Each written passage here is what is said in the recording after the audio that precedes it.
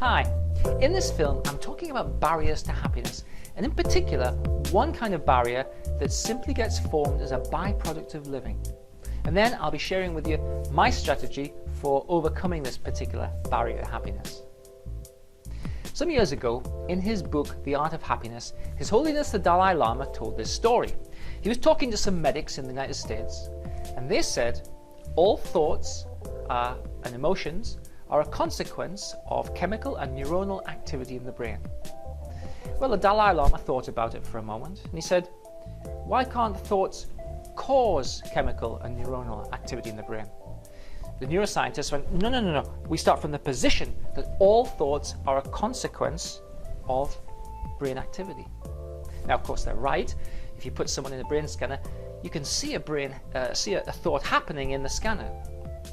But the Dalai Lama is also right. He's raising a very important and profound point. He's saying, okay, well, what causes the cascade of chemical and neuronal activity that leads to thoughts and emotions? He's saying, what's the prime mover?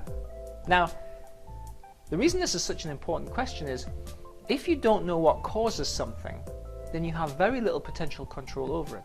You could end up being actually a victim of this thing, and you wouldn't know why it was happening, and pretty much you just have to endure the experience.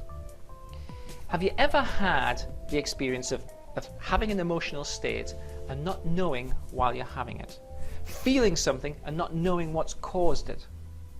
Well, people commonly report that they wake up in the morning and they feel down and they haven't even got out of bed. Or they feel anxious before they've even tried something. Or that they wake up in the middle of the night having had a panic attack or having a panic attack. In fact, panic's a great example because if you've had a panic attack, you'll know that the very first panic attack is generally out of the blue. It's completely out of context. It's completely unexpected, which is one of the reasons it's so frightening. So we do have emotional states that often we're unable to say why we're having it. We're unable to say, this is the prime mover for this experience I'm having. So let me give you my understanding of certainly why some negative emotional states occur. And of course, I'm calling these negative emotional states barriers to happiness. Because if you have negative experiences and you don't know why you're having them, this is a barrier to happiness. We go through life's journey exploring the world with our senses. So our senses are picking up information all the time, delivering this information back into our brains, and our brains make sense of the world that we live in and our understanding, our place in this world. It's an incredibly efficient system. It works really, really well. It gets stuff right some of the time, and it gets stuff wrong some of the time. We don't necessarily know which is which, except that when the brain gets stuff wrong, we probably end up with an emotional experience or a cognitive experience that we don't want. The brain forms strong associations between emotional states and experiences. For instance, if you go to a game of some sort, you feel aroused. If you watch a television show, you feel an action show, you feel excited. We form associations between events. If you have negative emotions that you don't know why you're having, then you can be sure that the brain has formed an association between some event and a particular negative state, and that this state has been triggered for some reason. Now, I call these powerful negative states trigger paths. Because something triggers it, the brain goes through a chain of associations and it delivers to us this emotional state that we don't want. Let me give you an example of a relatively benign trigger path. The next time you want to go to the bathroom, take a moment, if you would, and rate your desire to go. 0 none at all, and 10 it's as strong as it could be, desperate even. Just give the number. Then proceed to the bathroom. As you get closer to the bathroom, until you get really, really close, you'll notice that your desire to go to the bathroom probably increases. And it can increase to the point that it becomes really urgent. Now, if you're of an adventurous disposition and you want to do an experiment, do this. Turn around and go the other way. Desperately want to go, turn around, go the other way. Go as far away from the bathroom as you possibly can. look at a magazine or newspaper, just put something else in your field of attention. Give yourself a moment and then rate how much you want to go. You'll find probably that your desire to go to the bathroom has diminished. When you remove yourself from the stimulus of the bathroom, your desire to go to the bathroom also diminishes. And it particularly helps if you take your mind off the bathroom. Now, technically that's called a classically conditioned response. We are classically conditioned to want to go to the bathroom when we get to the bathroom. It's absolutely useful. It's a very useful thing to experience. And you wouldn't normally think that you have any control over it. But in fact, by doing that little experiment, you can demonstrate to yourself that you have some control over this classically conditioned response. Now, I call that a really, really strong trigger path. You know, the bathroom experience has massively, massively practiced. I dread to think how many times in life. But likewise, we can also practice negative trigger paths, except that we're not aware of the stimulus. We're not aware of the thing which is causing this negative trigger path. Now, the Dalai Lama basically says you've got two options with respect to these negative trigger paths that take you to negative and unwanted places. The first option is you can ignore it.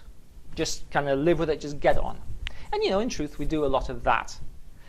And, you know, it works up to a point. But if you have enough negative trigger paths, if you've got enough build-up of these individual barriers to happiness, then it's very difficult to be happy. And so I would advocate the Dalai Lama's alternative, which is to become aware of the negative trigger paths and to, in a sense, examine them for use, for validity, for accuracy, for just general utility. So this is how I do this activity with my negative trigger paths. I carry with me a notebook. Everywhere I go, I have a notebook. In every jacket, in the car, everywhere I go, there's a notebook. And if I experience something which I find unusual, if it's negative, or I feel angry or irritated, or I feel down or anxious, or I'm just puzzled by something, I get my notebook out and I try to follow the chain link of associations back to whatever it is that caused me to feel this emotion, what this trigger path was, till I get to the actual trigger itself. And if I do get to the actual trigger itself, I recognize, in fact, that often my emotion is misplaced. It was just something from my history which just got evoked. And in the recognition of that, I get some control over it, because the next time I'm more aware, but also, I just have a greater sense of control over these negative trigger paths.